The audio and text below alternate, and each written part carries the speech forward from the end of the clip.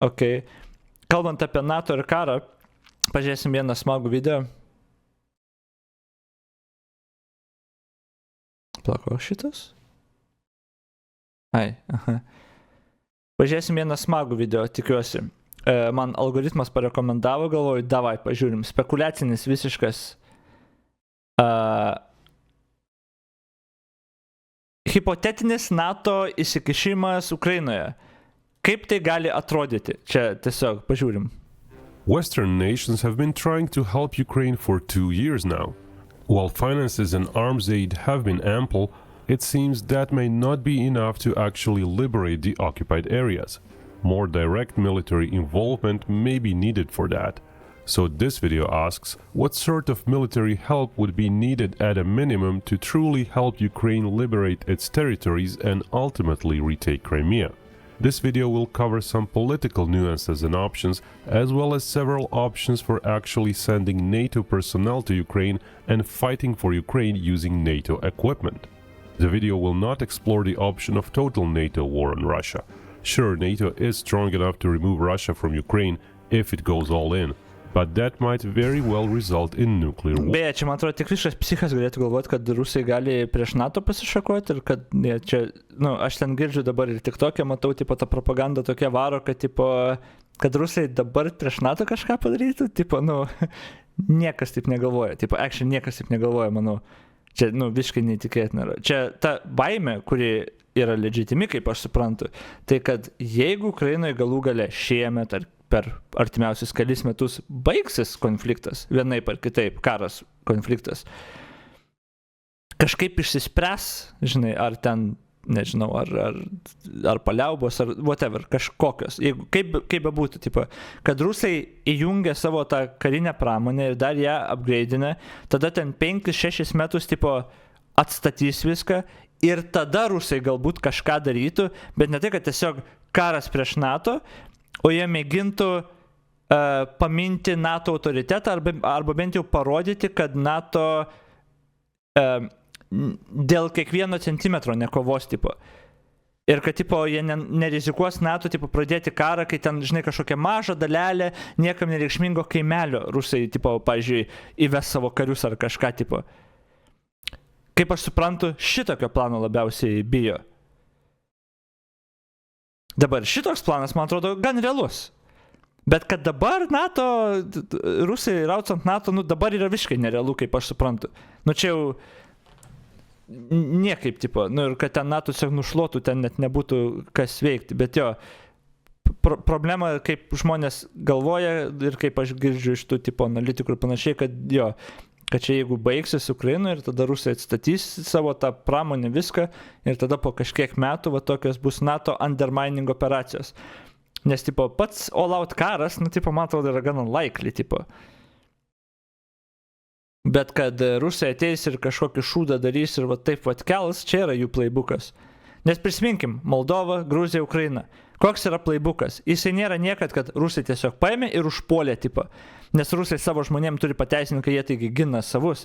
Tai pirmą atsiranda politinės organizacijos, grupuotės ir panašiai, kur viduj šalies labai smarkiai agituoja už Rusiją. Ir jie, skleidžiant tą propagandą, gauna šiek tiek palaikymo ir tada jie paskelbia, kad mus čia valdžia engia, mus ten, nežinau, ateikit Rusai, padėkit. Ir tada Rusai arba ateina, tipo, arba neteina ir tiesiog paramą pasiunčia, kad maždaug jo mes jums padedam. Dabar žaldi šmageliukai ir panašiai ten ateina ir tada va tie vietiniai tipo jau turi, kaip čia, toks footholdas patampa Rusijai, kur galų gale eskaluoja visą tą konfliktą iki tokio lygio, kad tipo pasikviečia Rusiją, kad ateitų jau padėti ir tas regionas tada būna rusų išgelbėtas, ten rusakalbiai žmonės, tipo, suprantat, Rusai taip veikia. Jie niekad, kaip suprantu, nedarė, bent jau šitoj istorijoje, niekad nedarė, kad tiesiog, mes paėmėm ir užpuolėm. Vis laikai yra žingsniai link to ir tada jie savo žmonėm gali paaiškinti, matot, ten mūsų brolius rusus valdžia engia ir mes einam jiem padėti ir jie nori prisijungti prie mūsų ir panašiai. Visą laiką būna ta pati istorija. Tai tipo reikia atskirti, nes aš kaip matau ten ir komentarus ir pastoviai ginčiasi apie tarsi dalykus, kur nieks net neteigia realiai. Ok, tai čia tą pasakius, čia kaip atrodytų NATO įsikišimas į hipotetinę spekulaciją, tipo būtent Ukrainos konflikte. Nes jo, ok. War. Instead, the video will cover more nuanced solutions. What's the minimum NATO involvement needed to liberate Ukraine, without going too far politically? Zelensky recently said 31,000 Ukrainian troops lost their lives, sure. but it's not easy to keep track of all the news in today's media landscape. Different sources will vary drastically about the information they release. Today's sponsor, Ground News, can help get a more clear and nuanced picture. You can check it out at ground.news/Binkov in the link below. Ground News is an app and a website that gathers articles for $1 per month, but if you click my link down below, you'll get 30% off their unlimited access Vantage plan, which is what I use for myself. After 2 years, it seems as if... Jo, beje, aš tą irgi norėjau sakyti, Pauliu, jo, būtent. Tai todėl ir, beje, jeigu mes apie tai kalbam, institucijos labai gerai tą žino, tai galim būti ramus. Kad jo, Lekstučio va tokios kalbos apie Žemaitijos nepriklausomybę, ar ten litvinistų vat pezalai, jo, tai ir yra vektoriai, pro kur gali būti grėsmė. Dabar jos nėra realiai, bet institucijos tikrai žino, vat jeigu tai suaktyvėtų labai ir gautų didesnio, kaip čia, palaikymo, tada būtų galų gale eminių ir naudinga Rusijam vieną kartą vat ateit pagalbą siūsti, jo. Bet dabar ir tas judėjimas yra žiauriai marginalus ir visiškai jokios įtakos nedaro iš esmės dar, bet jo, taip būtų realiai, taip ir prasidėtų ir... Russia is slowly getting an upper hand. That may or may not be enough for Russia to start taking further large chunks of Ukraine's territory, but it certainly seems to preclude Ukraine from retaking already lost territory, unless NATO joins the fight more directly. So what does Ukraine lack now? And how might NATO help there? For all its inefficiencies, the Russian Air Force is still dominant. While it's been largely prevented from going beyond the front lines, even the frontline work is at times hitting Ukraine pretty hard. Ukraine needs a way to keep those Russian aircraft away from delivering weapons at the front lines, basically to shoot down most aircraft when they're even a few dozen miles away from the front lines. Currently, with no air force and with limited means of monitoring the low altitudes near the front line, Ukraine can't do that. Also, Ukraine today can't really engage Russian missiles and artillery on the ground as well as it did a year ago. There were reports that Russia is back at grouping their artillery guns, as that increases their effectiveness. Previously, Russia had to disperse their units as Ukraine was hunting those down. Ukraine is low on ammunition like guided missiles for HIMARS launchers. It's definitely low on artillery shells, and it may be getting low on artillery pieces themselves. Ukraine needs a way to suppress Russian guns, rocket launchers and loitering munitions operating up to a few dozen miles away from the front line, while at the same time continuously shelling the Russian front lines before an attack. It also needs to neutralize most medium-sized drones observing the battlefield. Once that's done, kažkokias matau tai oras. Enemy frontline could be made jo artilerija, tankai, viską, bet svarbiausia oras. Extensive minefields. The reasons why NATO has not helped with all those are political and economic. Economy-wise, well, it's basically a foregone conclusion. If NATO is to really help Ukraine, its countries will need to invest much more in Ukraine than they did so far. Since this video goes even further into a hypothetical NATO engagement, we'll just assume the political will to endure those economic costs is there before any military intervention starts. Now, the politics of military involvement are very delicate. We've seen quite specific rules implemented as is. The US and the West did send long-range missiles to Ukraine, but forbade Ukraine from using those weapons on Russian soil. So Ukraine is making do with makeshift kamikaze drones in small numbers for such missions. Now, the big political risk is nuclear escalation. While Putin has been threatening with that in vague terms since the start of the war, so far nothing NATO countries did has in fact resulted in nuke usage, which makes it plausible that for as long as NATO slowly keeps adding its forces in indirect ways, Russia would be hard-pressed to actually use a nuke. Of course, that's no guarantee, but this video will simply proceed with such a premise as we are making a hypothetical video. So could NATO go about denying Russia air power while also utilizing the skies more for both recon and airstrikes?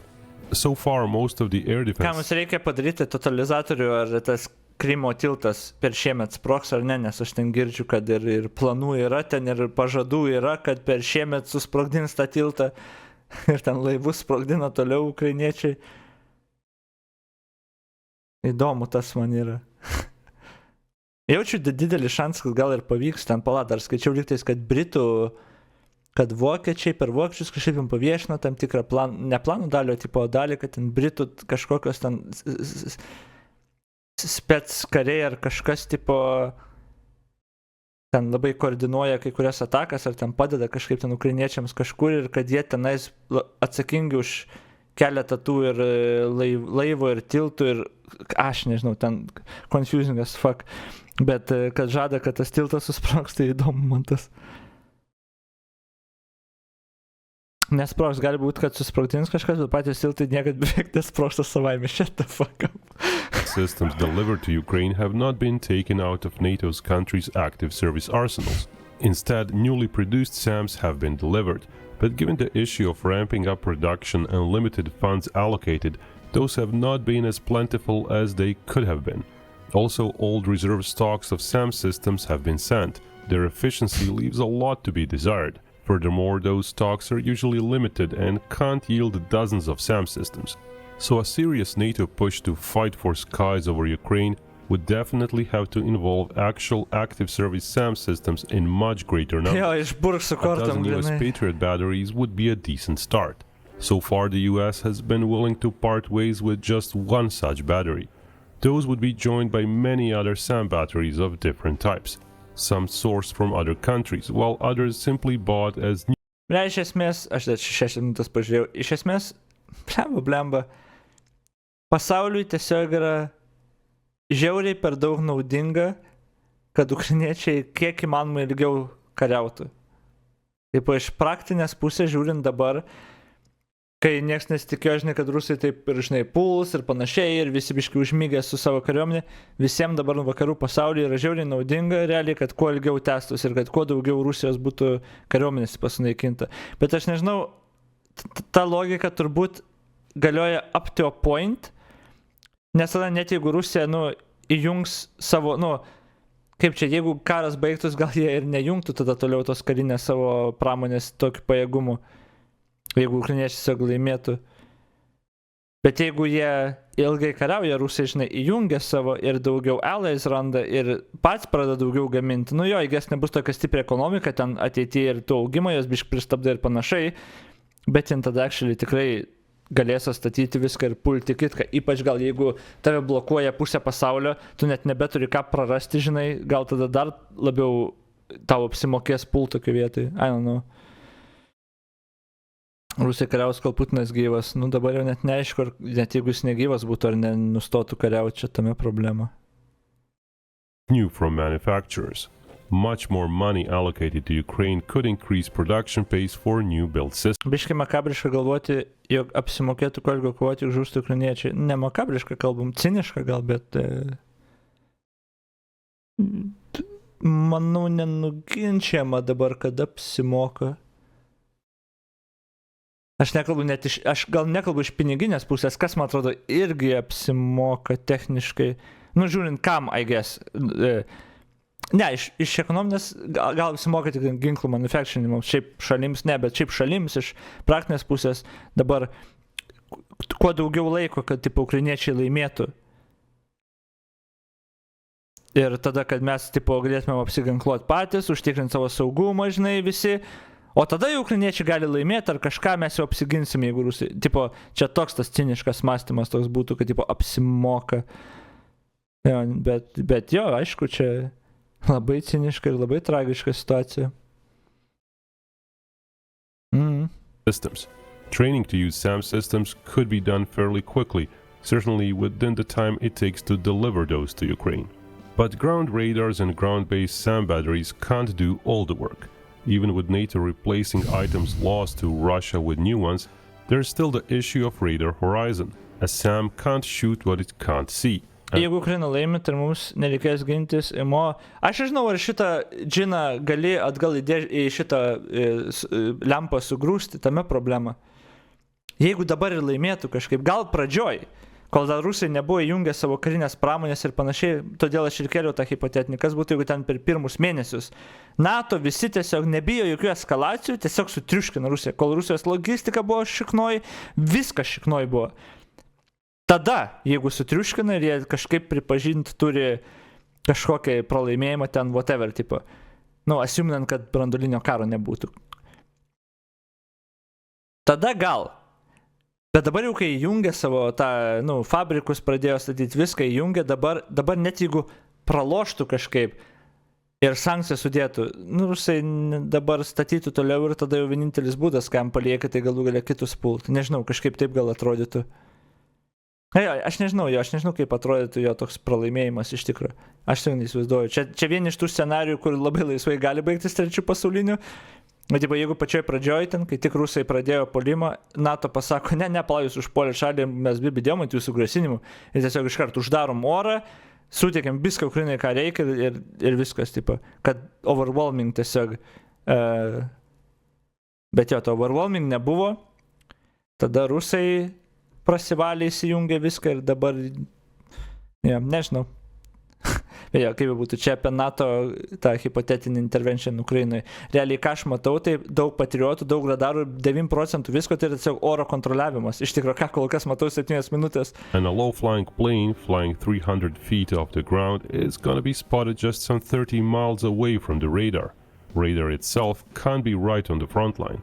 It needs to be deeper inside Ukraine's lines to be protected from artillery and loitering munitions. So what's left is not much power projection over the front line itself. Russia is still able to fly fairly close to the front line and fire off missiles from aircraft. That's why NATO would need to focus on the aircraft. Right now Ukraine is poised to get a few dozen F-16s during this year. It can't really fly more right away as it lacks pilots. And pilots can't really be trained within a year from scratch to be effective. So if NATO was serious about an air war in Ukraine, it would allocate many more planes. Instead of sending just 1990s technology F-16 variants, it would also put the best and newest F-16s to use, the V variant. Those would be sacrificed by NATO members, so to say, US mostly. There is currently capacity to build new and modernize old F-16. Jo, iš tikrųjų, dar tas yra labai ciniškumo dadeda prie visos šitos situacijos. Tai, kad realiai, kaip aš suprantu, aš šiandien nenusimanau 100% beje nieko. Čia visiškai hipotetiniai spekulacijos, viskas. Kad realiai, man atrodo, didžioji dauguma visos įrangos, kur siuntė į Ukrainą, yra ta sena technika, ne naujausia, ne kur NATO patys naudotų, jeigu gintus dabar, o actually sena technika. Kaip jie ten sakė, reikia apmokyti, o dabar, kad reiktų trumpiau apmokyti, tai ta senesnė technika artimesnė tam, tipo, ar bus trumpiau, tipo, va tame dar yra didžiausia problema. Ir siunčia simboliškai mažai, aišku, bet dar ir senos technikos. Dabar, kaip suprantu, atsiuntė biškiuką, pavyzdžiui, kaip ten antioro sistema Patriotas, jo, kur skaitos gera ir naujesnė, bet liktai čia sakė vieną iš ten, tipo, okei.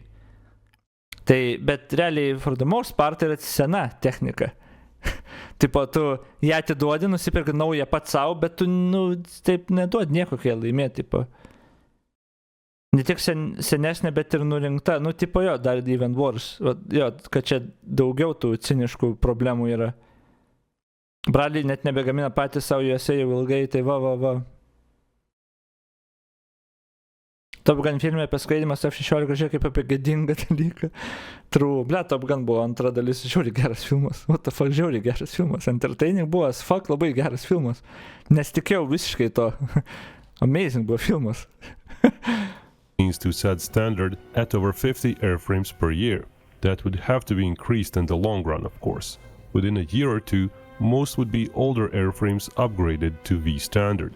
Top Gun 2 Maverick, taip vadinosi, atrodo. Jo. In this case, nearly all should be redirected to Ukraine. A few hundred F-16s would not be enough on their own, so NATO would want to operate some F-35s as well. We'd be talking about a 3-plane type force, some 100 older F-16s, which are basically the ones being delivered to Ukraine as it is. Those would be delivering standoff weapons, doing missions where they would be fairly far away from threats. Upgraded F-16s would help beef up F-35 numbers. Probably a few hundred of those would be needed. And upward of 100 F-35s to be the tip of the spear, doing risky near-frontline attacks, destroying some of the enemy SAM sites and intercepting Russian air incursions. While something like 500 jets might seem a lot, for a country the size of Ukraine it's really not. Just to maintain air patrols over most of Ukraine, a few dozen planes might need to be rotated in the air. That alone might require 150 F-16s on station. Air losses would be unavoidable, not just from air combat, but more often from Russian strikes on Ukrainian bases. That means, over time, more than 500 jets used. Ideally, everyone would want to go in with as large force as possible, so even 2,000 combat planes would be desirable against Russia. But with the indirect approach, finding enough volunteer crews and basing many more planes inside Ukraine might be too hard. The Russian Air Force is considerable, and it is geared towards air combat more than towards ground strikes. So a sizable NATO force would need to be maintained to just clear the skies of Russian planes, hence the need for 500 plus jets. The US alone has roughly 3,000 combat planes, so providing most of the 500 to Ukraine would in theory be doable, if politics allow it. There would have to be plenty of weapons involved as well, to go with those planes. Large chunks of US missile stocks would be needed. Stuff like the newest AARGM-ER for F-35s and advanced HARMs for F-16s. Those are anti-radar systems. Also a few thousand cruise missiles, tens of thousands of standoff bombs like SDBs and Stormbreakers, and likely greatly increased production of winged JDAMs that are sent to Ukraine as it is. But crucially, added recon and surveillance platforms would be needed. F-16s would utilize radar-based recon pods like the Dragon Eye, as well as optical recon pods like the DB-110. Of course, modern radars on jets can be used to synthesize images from long distances. That would be another addition, but still likely not enough. So far, the biggest recon drone Ukraine has been using is the TB2. The bigger the drone, the bigger the optics it can carry, meaning longer range achieved and not risking the drone itself. Reaper's optical MTS-B sensor sports a mirror roughly 50% larger in diameter than the MX-15 sensor of the Bayraktar, resulting in roughly a similar 50% increase in recon range. Reapers can also carry radar recon pods, but even all that might not be enough. It's possible NATO might go for actual AWACS-type planes as well to monitor the skies for hundreds of miles.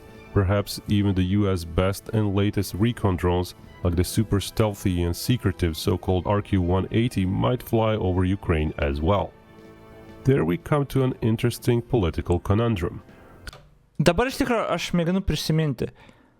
Ir šiaip mąstau, ne? Pačioj pradžioj karo, ten gal ne pačioj pradžioj, bet jau, tarkim, eina keli mėnesiai, kur jau pradeda paramos duoti šalis, arba ten pradeda galvoti kokios paramos ir panašiai, kokios tos įrangos ten ir panašiai.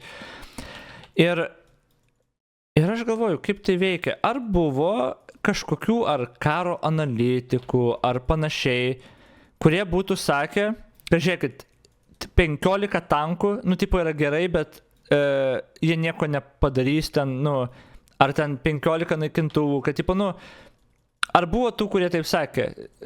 Nes aš prisimenu, kad visi džiaugiasi ir rašė tai, kad, tie ir tie paskiria tiek ir tiek paramos, bet lygtais nebuvo, kad kažkas šalia pasakytų, bet realiai čia yra žiauriai per mažai ir, tipo, aš galvoju dabar, aš šiaip net kreipiau dėmesio, ar tas buvo. Nes aš galvoju, kaip būtų, jeigu būtų visuomenė ir medijoje gan garsus ženklas, kad tą įrangą mes siunčiam valio, bet jinai arba labai sena ir jinai, kaip čia, nelaimės karo, ar taip nebuvo, nežinau. Nes, blemba, aš kalbėjau apie tai, net, tipo, gerai, atsiūs tiek ir tiek naikintuvų ten, aš nežinau, nėra jų tiek daug, kiek aš ten paminu, kiek siūsa, ne? Atsiūstų Abramsų tenais, gerų tankų, jo, aš suprantu. Bet tai nėra pakankama, tipo, tiek, kiek siunčia, nes galų gale tu prarasi kažkiek. Jie yra advanced, ten geresnį už ką rusai turi, aš tą viską suprantu, bet tu vis tiek, ar žmogus klaidą padarys, ar pilotas, ar dar kažkas, tu prarasi kažkiek. Ir dabar, kai tu turi, pavyzdžiui, 1000 kokių tipo, ar naikintuvų, ar kažką, žinai, Gerai, tu praradai 20, bet tu padarai daug žalos. Žinai, tu padarai tiek, kiek reikia žalos. Tu, žinai, pasiuntei 100, padarai mega kažkokią ataką, 20 praradai, bet actually padarai žalą, kurią reikėjo ir, pralaužiai, ką reikia, padarai, operacija sėkminga buvo, nes tikslas pasiektas. Dabar jeigu turi 20, pasiūsi, žinai, visus 20, tu tik praradai viską, tai netgi jeigu pasiekai tikslą, tu kaip ir pralošiai, arba, mažesniai skaliai, tu, žinai, pasiuntei 6, nes turi 20, praradai 3, nebuvo pakankamai, kad tu pasiektum tikslą ir tu tik praradai 3, tai tu techniškai nieko nepaskiri, 3 praradai. Tipo, toks, nežinau, aš gal kalbu apie tą kritinę masę, kai tu pasieki. Žinai, visas mano išmonės yra StarCraft'o, gerai. Tai, pavyzdžiui, jeigu tu zergą žaidži ir prieš protosą, ir tu turi 20 zerglingų ir pasiunti prieš 4 zelotus, jeigu gerai sumikroinsi, jeigu pozicija bus gera, gal laimėsi, gal ne. Jeigu pasiūsi 100 zerglingų, zelotai ištirpstų, net tiek daug neprarasi, žinai. Tai čia va tokia situacija, tipo, jeigu tu turi vos, tai tu realiai ir nepasieksi savo tikslų dažnai, arba bus labai rizikinga, ir tada rusų propaganda galės dirbti, va mato, tie pasiuntė geriausius ir nepasiekė, kai turėjo tiesiog daugiau tipo, čia toks visiškai šūdas gaunas. Ir va taip žiūrint dabar, valio tau atsiuntė ir davė ir viską, bet ar tai visiškai efektyvų, bet kokią prasme, tipo? Aš nežinau. Ir aš neprisimenu, kad kažkas būtų iš tos pusės šnekėję apie tą paramą. Dabar, kalbant, retrospectively, sure, bet tuo metu, ar kas kalbėjo, I'm not even sure.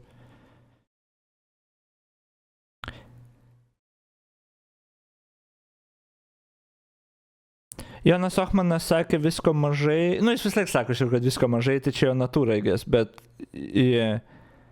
buvo kažkoks karininkas, kuris sakė, bet pesimistiškai skambėjant tiko vaibuką, tai išjungė jį, aš pats jo vardu pradės neatsiminau.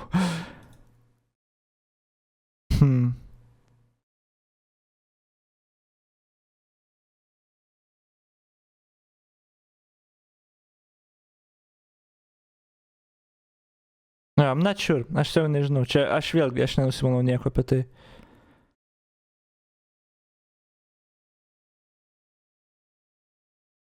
Tu negali atakuoti su kritinė masė, kaip World War II, tiek Rusija, tiek Ukraina bandė ir šūdai gavosi. Gal mes skirtingai vertinam kritinę masę, nes rusai tą daro, jie sėkmingai paėmė ir Bachmut ir Avdivką, ilgai užtruko, bet tik su kritinė masė. Kaip čia, gal aš ne taip pavartojau, gal mes nesušnekėjom, nes jau kritinė masė, aš turiu meni, kai tu turi dahuja, tu actually gali prarasti, aš nesiūlau ukrainiečiam taip kaip rusų strategija vartoti, žinai, kur tiesiog meti belenkiek žmonių bet įsivaizduok, jeigu rusai turėtų 10 kart mažiau žmonių, jie Bachmuto net nebūtų paėmę. Nes galų galia siunčia, praranda ir tu net negali savo objective paimti, nes tu tiesiog negali pakankamai paukot, I guess, jeigu taip visai iš skaičiavimo pusės kalbant. Tai lygiai taip pat, jeigu tavo misija, pavyzdžiui, sunaikinti kažkokios vietos, ten kažką, žinai. Tai jeigu tu turi 3 naikintuvus ir tik vieną siūsi, tu neturi, nėra šansų tau paimti tos misijos. Jeigu turi 100 ir siūsi 10, žiūrėk, kritinę masę jau turi ir gal prarasi 4, bet actually pasieksi tikslą. Ir aš iš tokios pusės kalbu. Tipo, kad kokia be būtų pranašesnė technologija, bet jeigu tu turi jos tiesiog tiek mažai, kad tu negali sau leisti nieko prarasti, galų galėtų kare nepasieksi jokio tikslo. Aš taip suprantu, įsivaizduočiau. Čia ta kritinė masė yra iš tos pusės, kad galų galė, kad turėti galimybę prarasti bent kažkiek ir tada pasiunti tiek, kad tu actually galėtum pasiekti kažkokį tikslą. Nežinau, ar kare taip aš nežinau.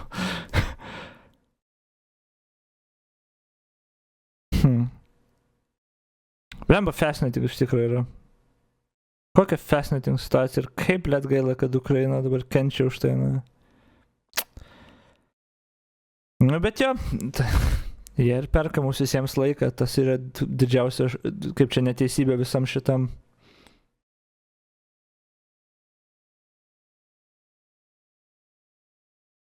Klausimas, ar verta, čia jau kitas klausimas. Verta bus skirtingoje pusėje, tas verta nusibrieš. Rusams simbolinės ir propagandinės pergalės verta, kad ir kiek jie ten praranda žmonių, tai jie tą, žinai, daro. Ukrainiečiam ne, bet čia mes kalbam tik tai apie misijos įvykdymą, žinai. net jeigu ukrainiečių bus tikrai labai gera misija, kur bus verta prarasti 5 Bradley arba 5 naikintuvus, jeigu tu turėsi 6 naikintuvus, tu negali pasiųsti visų, nes negali prarasti 5 sau leist, net jeigu tu pasieksi tą tikslą, I guess. Čia tame yra esmė, tipo, kad aš bijau, ar jie jo naikintuvų gauna ir ten tankų gauna, bet tai, ar tai yra pakankamai, iš tikrųjų, kad jie galėtų savo ir leisti praras kažkiek ir, tipo, actually sėkmingą operaciją padaryti. Vat tame yra problema. Ko aš nežinau tiesiog.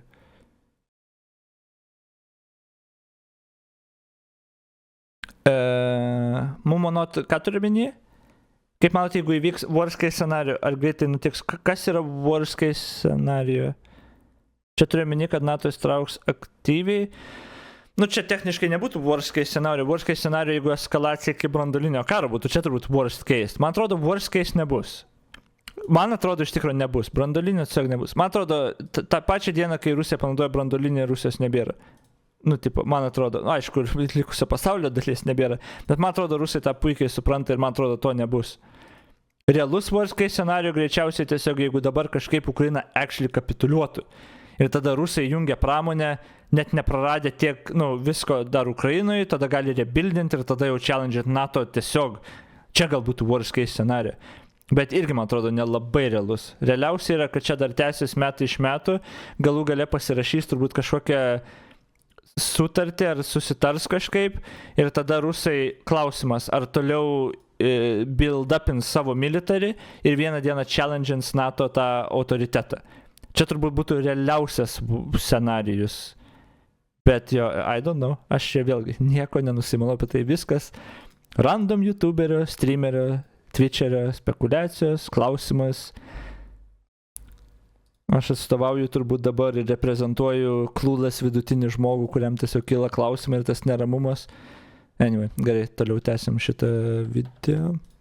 So far, Ukrainian planes have sometimes been repaired and upgraded outside Ukraine, but generally they were based in Ukraine. Certainly, when going to combat missions, they were taking off from Ukraine. Might not be enough. It's possible NATO might go for actual AWACS-type planes as well to monitor the skies for hundreds of miles.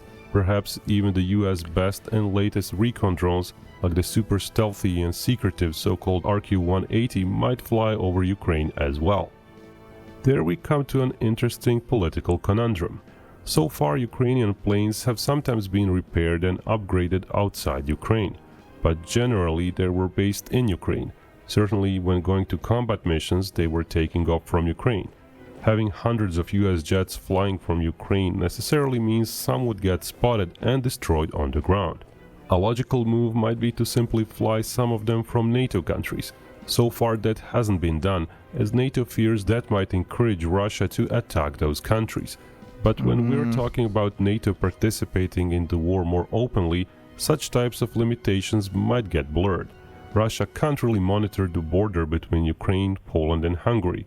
It doesn't know when planes are overflying it. Of course, planes prepped for quick reaction would have to be stationed inside Ukraine, as there would simply be no time to react otherwise.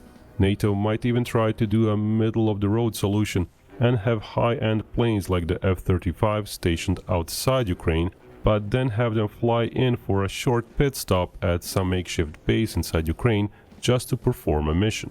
While Reapers could easily operate from within Ukraine, even if piloted remotely by US personnel, aircraft like the AWACS and the RQ-180 would likely not be risked that way.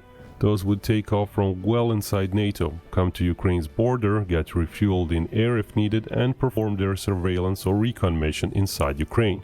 That would certainly be seen as an escalation by Russia, but as we said, many Russian red lines have already been crossed. NATO has already been flying their drones and planes at times just tens of miles away from Russian territory, over the Black Sea. So while Russia would of course be trying to shoot down any such plane, it's far from assured it would try to strike bases inside NATO countries. Such escalation could only lead to even more direct NATO involvement, which Russia does not want.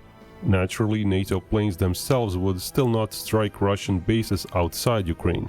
They could leave enough of a mark striking ground targets inside Ukraine, Russian planes that happen to be inside Ukraine, and Russian planes shooting even if technically within Russian borders. Of course, so many planes necessarily Labas, Karoli, kaip supras, beveik radau and merginą. a few tens of thousands of supras, support Karoli? personnel on the ground. While some of all those pilots and support staff could be Ukrainian, the majority would be NATO. Or if that is deemed to be Chlorofomo too much neužteko, ar of an kaip? escalation, they would be ex-NATO, basically mercenaries, paid by Ukraine. But as NATO countries would be funding Ukraine itself, much more than now, in the end they would be paid for by NATO countries. Still, such an indirect payment and indirect affiliation might be enough not to stir up an escalation. Mercenary pilots have had a long history. The Soviet Union sometimes sent their pilots to fight in other countries' wars.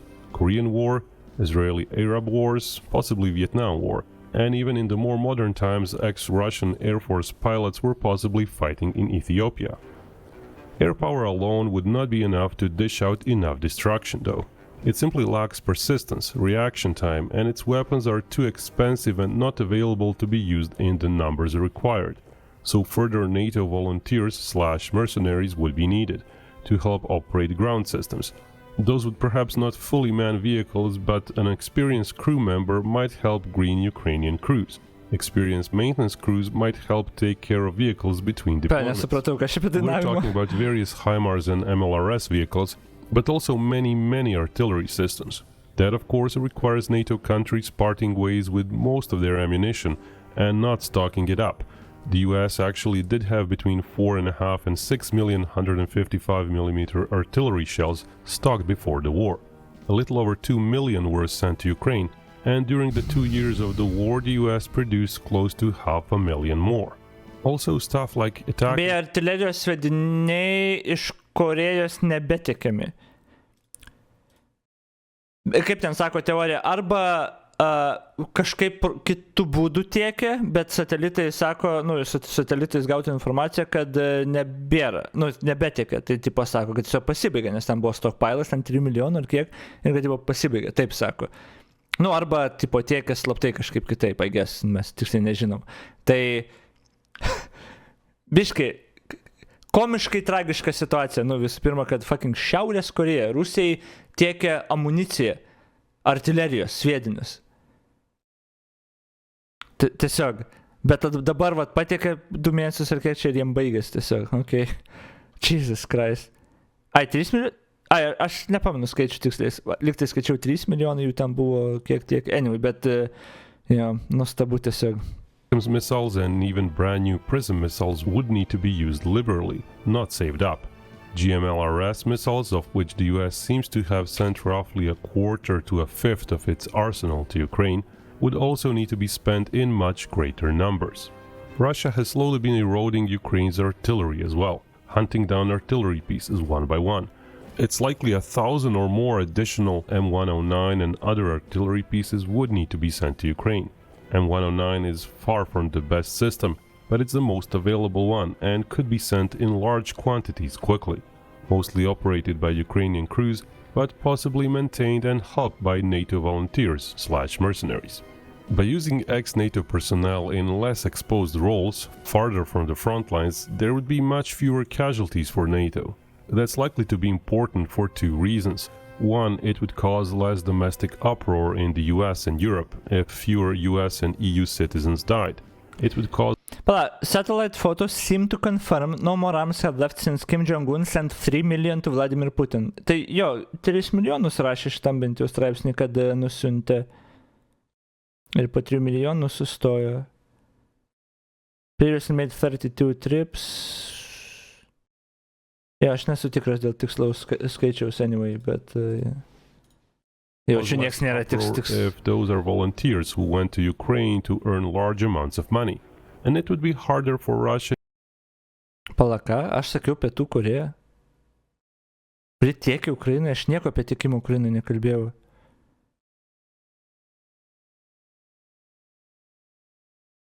Okay, wait. Ką aš fucking pasakiau?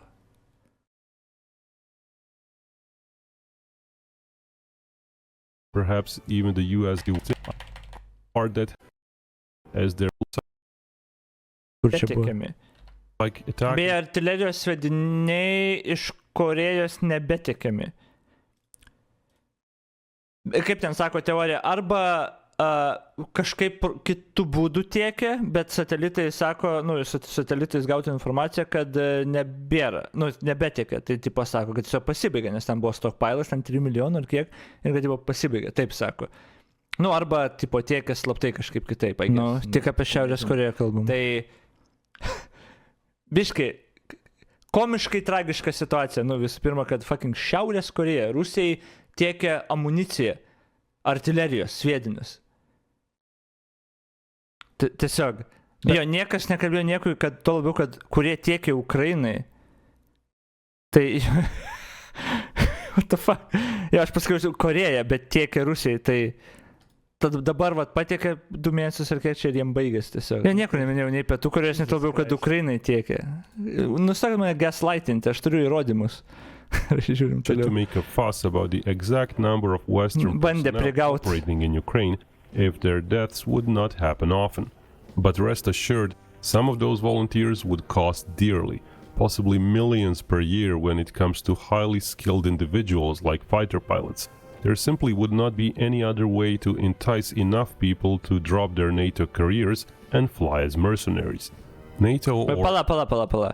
Tai parašiau skaičius, kol pasakai tik 3 milijonų. Jo, bet skaičiai aš buvau teisus ir dėl skaičių. Ir tada tu vėliau sakei... bet tu sakei apie Pietų Koreją, kuri tiekia Ukrainai. Nesakiau niekur Pietų Koreją ir nesakiau, kad tiekia Ukrainai. Tai tipo... Nieko nepasakiau, kad sakai. Okay. Or ex-NATO personnel would be some distance away from the front lines. And it's possible the entire NATO contingent would be maintained at just tens of thousands of personnel. Also, you can't wage war effectively without hitting enemy bases, logistics depots and factories, meaning facilities inside Russia, not just in Crimea. Ukraine has been trying to do that, but it has too few weapons to make a proper, sustained, mass-scale campaign out of it. While NATO could still maintain the pretext of indirect involvement by still not using its missiles for targets inside Russia. Jo, bet tu nekalbėjai apie bendrai paramą kažkokią Ukrainai arba apie bendrai topiką. Tu labai aiškiai challenge'inai skaičių 3 milijonų artilerijos ir tada sakei, kad pasakiau Pietų Koreją ir paramą Ukrainai. Ko nieko nebuvo ever, niekur. Kodėl tu toliau ginčias? Viskas, ką sakei, kad aš sakiau, nebuvo pasakyta ir aš buvau tik patikrinau dėl visko. Kodėl toliau ginčias? Aš nesuprantu, kas vyksta? Ar čia tiesiog dabar... Niekas nekalbėjo apie bendrai kažkokią temą. Prieš tai, kai šnekėjom apie parą Ukrainai, Koreja ne prie ko iš vis buvo. Dak. Labą vakarą. Nes buvo ant video, kiek USA gamino šelų kiekvieną mėnesį nuo karo pradžios, kad spartina gamybą. Ir tada tu šovai, kad... Man atrodo, bent jau tada, kad tu sakai, kad Koreja tiekia kažką, gal čatą paskaitė, aš tai čatą nelabai skaitau, pavyzdžiui, kito. Ir tada aš dar pridariu prielaidą, kad Pietų Koreja, nes taip ir buvo, kad JAV gamino... Ne, aš sakiau, Koreja tiekia Rusijai. Taigi aš atsukau. Ne, tai buvo mano pirmas sakinys. Aš nieko nesakiau apie artilerijas. Koreja. Taip, Koreja tiekia Rusijai. Kuri Koreja? Nu, skirtumas. Tai va, būtent tame ir misconceptionas, kad būtent aš primėčiau, kad Pietų Koreja, kuri per JAV tiekia Ukrainai. Ukrainai, Pietų Koreja per JAV tiekia Ukrainai. Ne, tai mano sakinys buvo Koreja tiekia Rusijai. Tai yra, kad nustoja tiekti Rusijai. Tai va, tai tame ir viskas kapčesna, viskas čia gerai. Ok. Viskas gerai. Tvarkoj, atleidžiu. Gerai. Okay, tai jungiu toliau žiūrim. It would have to do much more when it comes to Ukraine. Basically, a cheap cruise missile or even a kamikaze drone would have to be devised. Its components mass-produced at insane numbers in the West, then shipped to Ukraine for final assembly. It would just have a Made in Ukraine label slapped onto it, while still keeping a thin veil of, hey, it's not a NATO missile. Plus, it's basically the same thing Russia has been doing with its Iranian-sourced munitions. It would hardly cause an escalation. Such a weapon currently does not exist in the West, but a crude Apie ką tu kalbi? Himars pagaliau nukalė prieš porą minučių foto paskelbtą šaltinį numesk.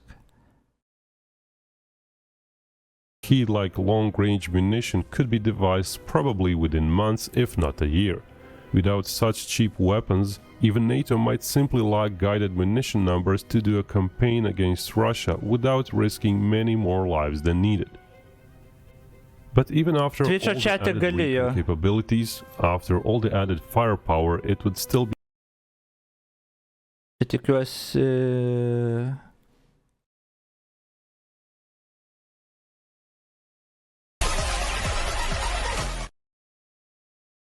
The first visual confirmed the loss of M142 HIMARS during the entire war. Eternal memory to the crew. Aš asiuminsiu, kad čia yra HIMARS sunaikinimas patvirtintas.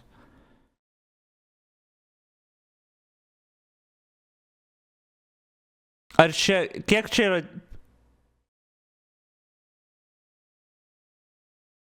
Kiek čia yra, nu, kaip čia, svarbu, ar čia katastrofiška, ar, nu, tipo, šūdas, bet, nu, susitvarkys. Ar kiek jie turi tų HIMARS, ar kaip čia buvo.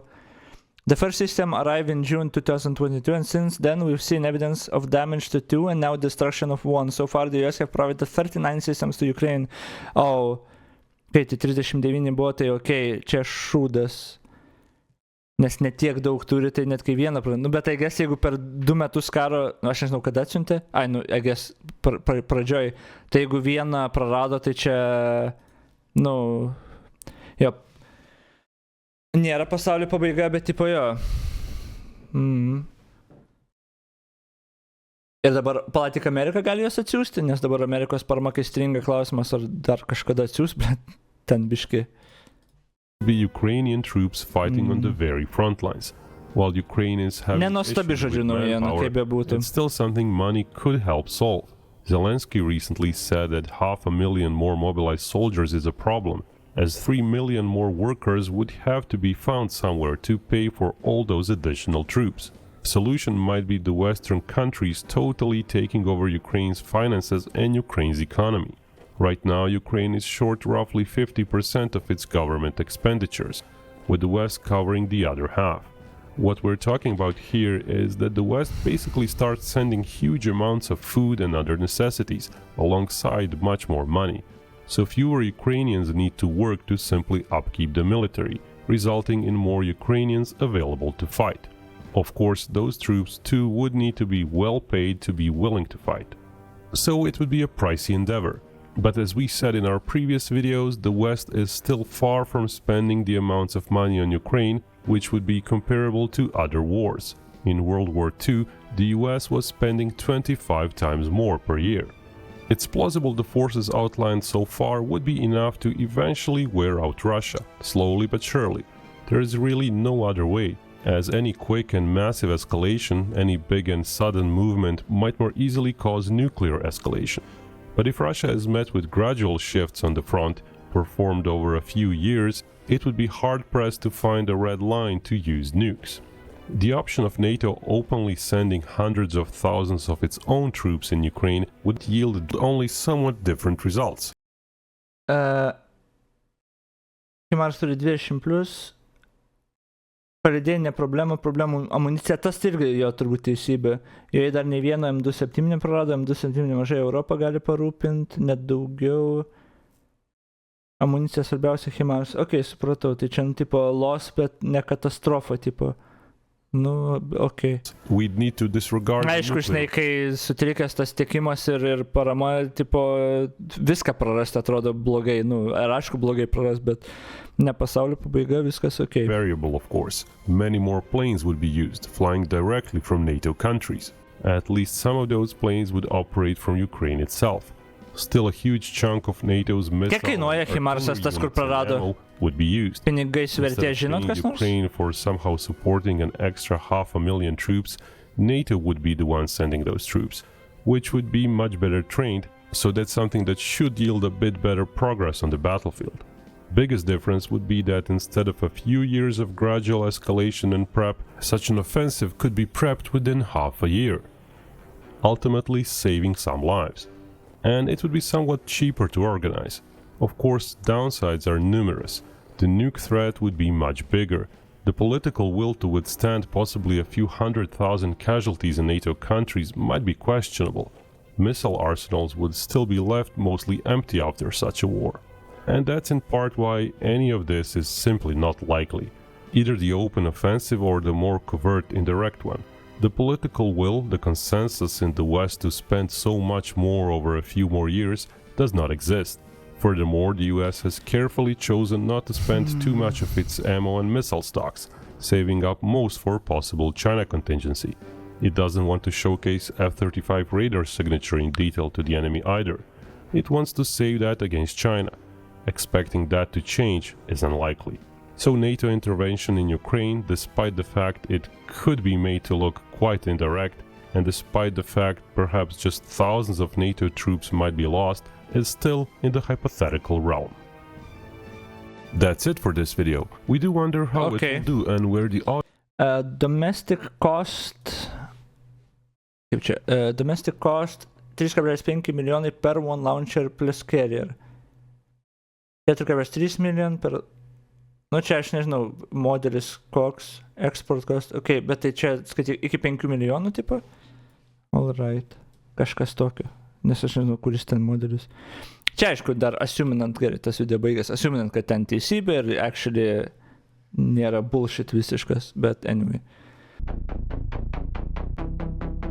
Koks vakaras ilgas, kaip širdim man gelia.